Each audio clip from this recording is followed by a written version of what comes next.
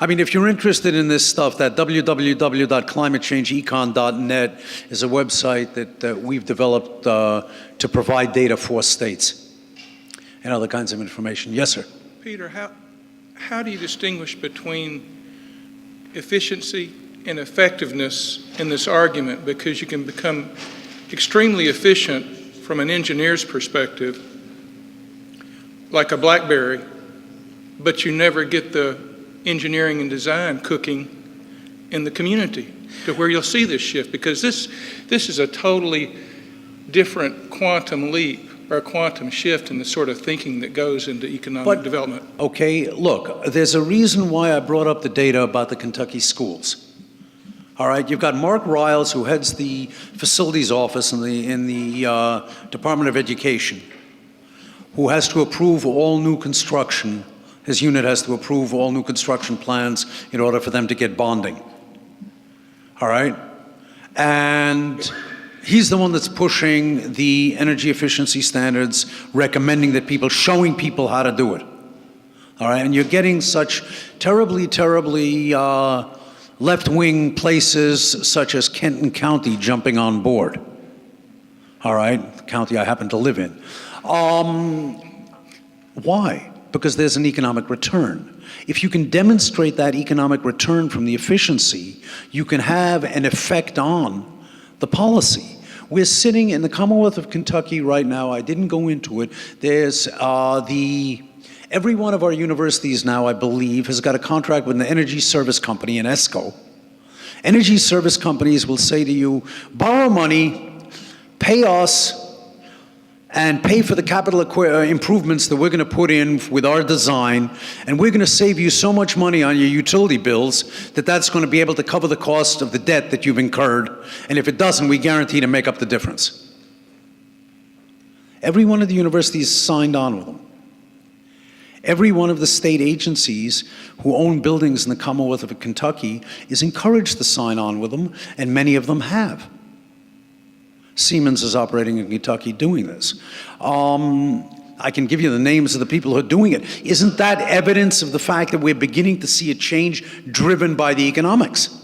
In my opinion, you have to start with the amount of misinformation that's out there, which is you have to start with the fact that part of the reason that you don't get the transformation that you're talking about and that shift is that the example I just gave you. Let me ask a question.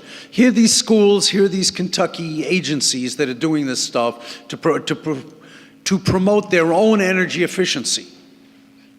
Okay? First of all, how many people in the room knew about that? Okay, not that many, may I point out. All right?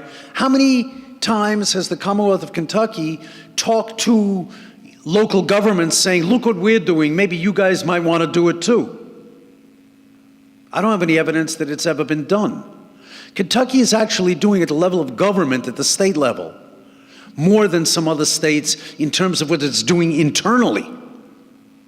But it's not using its own internal activity to say, look, we can provide you with the evidence here in Kentucky of how something pays off. We're not using the evidence that we ourselves are generating. And I think that that piece of education is missing from the puzzle, and that's part of what has to happen to go forward.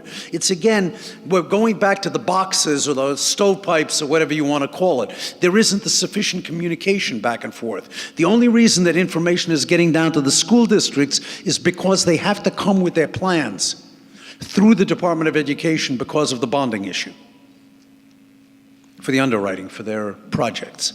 Other than that, there's not enough communication there.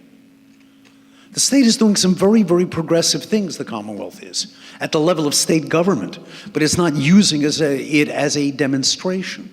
And oh, by the way, I can describe, and this is not the logical place to do it, but with regard to the loan program I just described, I can describe how to do it even if you can't get your hands on the ARRA money, but I bet you could.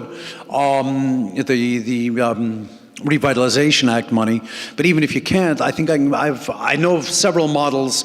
That's what was proposed to EPA as something that should go forward as a national model. It's a self-financing model, much like those energy service companies. It can be done, but we've got to educate people about the possibility.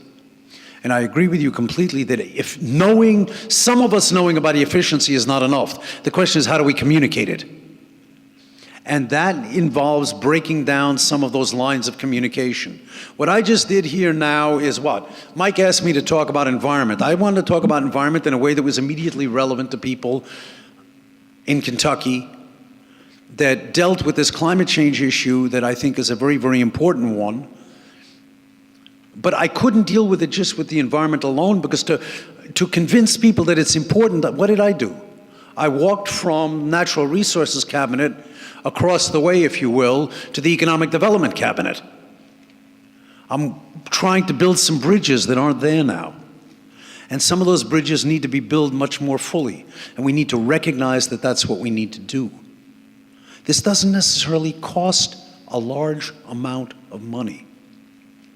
And the returns are astronomical. They're not going to be quite as good as some of the numbers we saw from Paducah. I mean, that's, 11 to 1 is pretty high odds.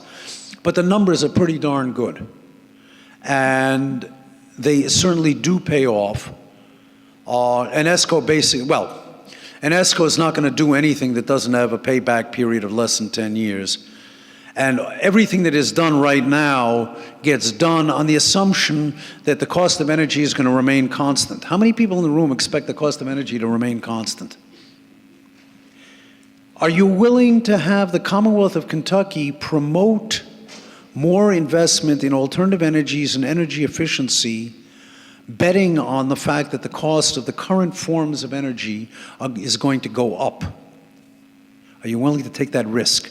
Remember, artists are risk takers, entrepreneurs are risk takers. We need to become risk takers in this environment as well. And that's what's going to enable us to move forward, in my opinion.